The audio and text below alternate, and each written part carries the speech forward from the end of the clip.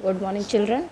Let's move to our second day of chapter number 7 controlling, जिसमें आज हम क्या देखेंगे, इम्पोर्टेंस ऑफ द कंट्रोलिंग। कल हमने देखा था characteristics of employing, characteristics of controlling. आज हम देखेंगे इंपॉर्टेंस ऑफ कंट्रोलिंग। जैसे कि हम पहले भी कहा है कि कंट्रोलिंग बहुत ज़रूरी है, it is an important part, मतलब बहुत ही इंपॉर्टेंट स्टेज है मैनेजमेंट के लिए। और कंट्रोलिंग बहुत नेसेसरी है अगर हमें कोई भी एक्टिविटी को अगर या कोई भी ऑब्जेक्टिव को अगर हमें अचीव करना है, क्योंकि अगर विदाउट कंट्रोलिंग ऑर्गेनाइजेशन पॉसिबल नहीं है। और कंट्रोलिंग क्या है, ऐसा काम करता है जहाँ पे हमें पता चलता है कि कोई भी एक्टिविटी है बराबर से चल रही है कि नहीं चल रही है। कंट्रोलिंग से हमें वो चीज़ का पता चलता है।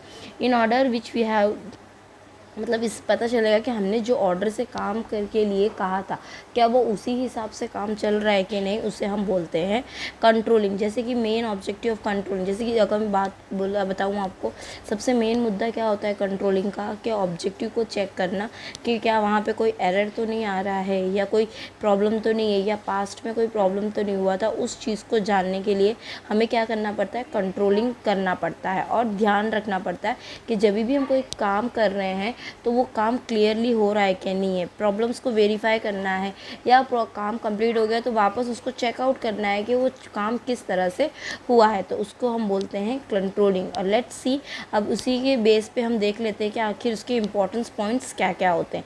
जैसे कि फर्स्ट पॉइंट मैंने यहाँ पे लिखा है, helpful in the achievement of the objective. बहुत ही ज़्यादा मदद कहाँ पे होती है, जब भी अगर हम कोई एरर हमारे काम में आ रहा है। कंट्रोलिंग की वजह से हमें क्या पता चलता है कि आखिर प्रॉब्लम्स कहाँ पे आ रही है। उस प्रॉब्लम्स को हम तुरंत क्या कर सकते हैं, करेक्ट कर सकते हैं। और उसी अगर करेक्ट हो गया तो उसकी वजह से हमारा काम क्या हो सकता है, ईजी हो सकता है, और हमारी जो भी प्लानिंग है वो अकॉर्डिंग टू प्लान कंप्लीट होता है। और उसके वजह से हमारा रिजल्ट भी हमें अचीवमेंट होता है और हमें प्रॉफिट शेयर मिल सकता है।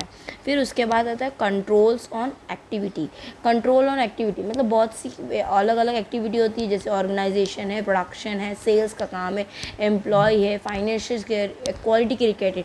तो ये भी हम चेक कर सकते हैं कि आखिर वो सब काम बराबर है कि नहीं, मतलब उसमें भी कंट्रोलिंग रखना चाहिए।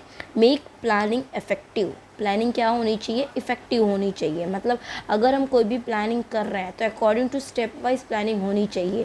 और जब भी अगर प्लानिंग करते, अब हम प्लानिंग करेंगे तो पता चलेगा ना कि कहाँ पे क्या प्रॉब्लम्स आ रही है।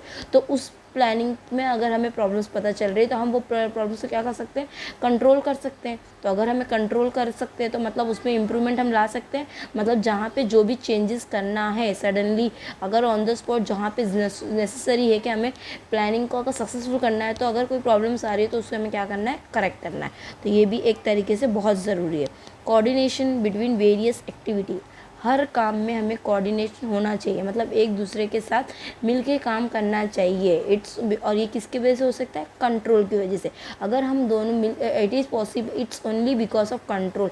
अगर हम काम में कंट्रोलिंग करेंगे, अगर एक दूसरे के साथ कोई तरीके की कि मतलब अभी हम अगर मैं काम कर रही हूँ और सपोज़ कोई इंटरप्रेट करेगा, बीच में इंटरफेयर कर, मुझे गुस्सा आएगा, तो उस गुस्से को हमें कंट्रोल करना चाहिए, बल्कि हमें उसके आइडियाज़ लेके काम करना चाहिए। मतलब कोऑर्डिनेशन होना चाहिए।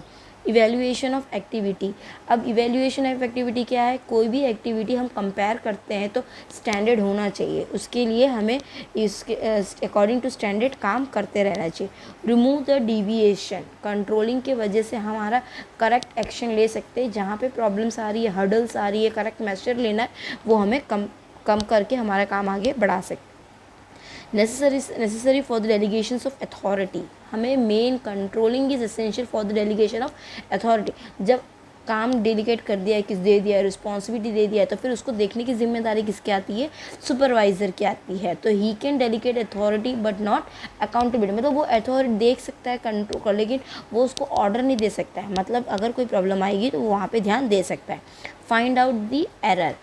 सुपरविजन जो करता है, जो इवेल्युएट करता है, या जो अपने वर्कर्स को देखता है कहाँ पे काम हो रहा है, अगर उसने देखा, अगर वो एक्टिविटी को ऑब्जर्व कर रहा है बहुत आराम से कंट्रोल से, तो कंट्रोलिंग ऑल्सो है। तो इसके वजह से भी क्या हो सकता है, अच्छे से काम, अगर सामने वाले ने देखा तो चुपचाप बिना किसी को बताए दोनों जन मिलकर वो एरर भी फाइंड आउट कर सकते हैं।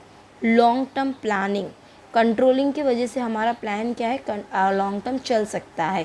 उसके वजह से इंफॉर्मेशन, जो भी नेसेसरी इंफॉर्मेशन है ऑर्गेनाइजेशन के लिए, वो भी हम गैदर कर सकते हैं और उसको लॉन्ग टर्म के लिए सेम प्लानिंग को हम एज्यूम कर सकते हैं, मतलब आगे कंटिन्यू कर सकते हैं। Helpful in directing, controlling simplify directing, it supervise the personal, ये सुपरवाइज भी करता है, पर्सनली गाइड करता है, जहाँ पे प्रॉब्लम्स आ रही है उसको भी सॉल्व करने की कोशिश करता है। तो इसीलिए एक्टिविटी, कोई भी एक्टिविटी है वो प्लान के हिसाब से हमें करनी चाहिए। बैरोमीटर ऑफ एफिशिएंसी, फिर उसके बाद आता है हमारा barometer of efficiency. In business enterprise control बहुत ज़रूरी है, क्योंकि मैनेजमेंट के ऊपर जिम्मेदारी होती है। तो जो भी प्रॉब्लम्स है, सक्सेस है, सब कुछ पहले, सबसे पहले किसके ऊपर जाएगी, मैनेजमेंट के ऊपर।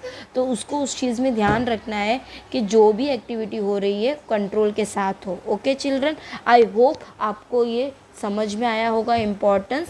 एंड इसके बाद जो हमारा नेक्स्ट टॉपिक है वो है relation between planning and controlling. तो उसमें क्या क्या हमारे 4 to 5 पॉइंट्स है वो हम कल देखेंगे। आई होप चिल्ड्रन के आज आपका इम्पोर्टेंस आपको समझ में आया होगा। Thank you.